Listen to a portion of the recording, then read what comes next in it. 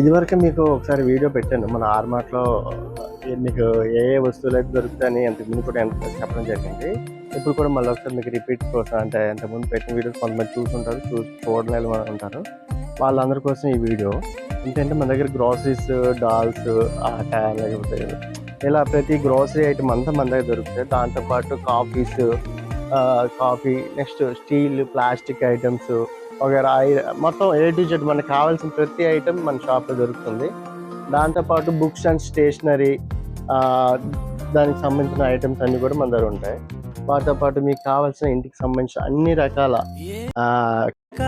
అడుగుతున్నదే అలిగి అలగక తొలగుతున్నదే